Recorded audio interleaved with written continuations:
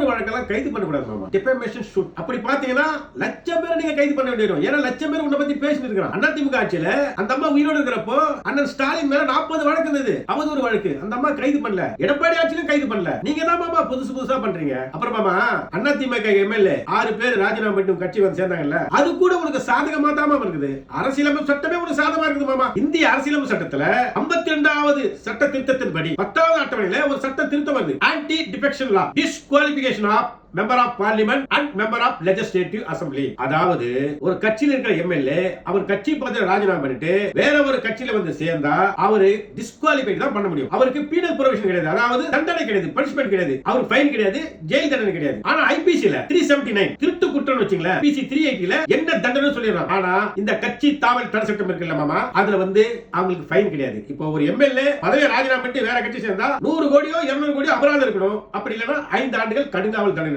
அப்போ எந்த எம்எல்ஏ ராஜினாமா பண்ண மாட்டான். அரசியலமைப்பு சட்டத்தில் 10வது அட்டவணை என்ன சொல்லுதுன்னா கட்சி தாவல் பண்ணக்கூடாது. அதே அரசியலமைப்பு சட்டம் 6 மாசத்துக்குள்ள தேர்தல் நடத்தலாம். எல்லாமே உனக்கு சாதகமா இருக்குமாமா. ஆனா அண்ணன் திரும்ப சொல்றாரு அதிமுக எம்எல்ஏக்கள் ராஜினாமா பண்ணிட்டு தாவேக்கல சேர்றாங்க, என்ன பின்னணி அப்படின்னு கேக்குறாரு. மாமா எதுக்கு எடுத்தாலும் முந்திரி கொட்ட மாதிரி முந்திகள் வந்து பேட்டி கொடுக்குற அண்ணன் திருமாவுக்கு தெரியாதா எதுக்காக வந்து எம்எல்ஏக்கு நீங்க வேலை வாங்குறீங்க? மாமா திருச்சி கேட்க விடு மாமா. 107 இருக்குது உங்களாண்ட, 6 விக்கெட் அவுட் பண்ணிட்டீங்க அதிமுக. 107 6 113. திருச்சி கேட்க உங்க கட்சிக்காரன் நிக்க வச்சா 114. இந்த 114 வந்த உடனே காங்கிரஸ் மட்டும் கூட்டணி சேர்த்துங்க, 119 மேஜிக் நம்பர் வந்துச்சு உங்களுக்கு. இந்த 4 பேரை கழிச்சு விட்டுங்க மாமா. கம்யூனிஸ்ட பக்கத்துல வச்சுக்காதீங்க மாமா. சேகோரா, பிடல் காஸ்ட்ரோ, மாசத்தி, ஐஸ்டின் ஆல்பர்ட் சொல்லி உனக்கு தெரியாத பேரை சொல்லி குழப்பாருங்க. அண்ணன் திருமாவை பக்கத்துல வச்சுக்கிறான், லிபர்ட்டி, ஈக்குவாலிட்டி, ஃப்ரெட்டர்னிட்டி சொல்லி தெரியாத மொழியை சொல்லி உனக்கு குழப்பாரு. இந்த பாயை மட்டும் பக்கத்துல வச்சுக்காதீங்க மாமா. ஒட்டுமொத்த முஸ்லிம்களையும் எஸ்டி கோரியில பேக் பண்ணி பணியருக்கு கொண்டு வரணும்னு சொல்லுவாரு. நம்பாத மாமா, பொய் பொய் பொய்.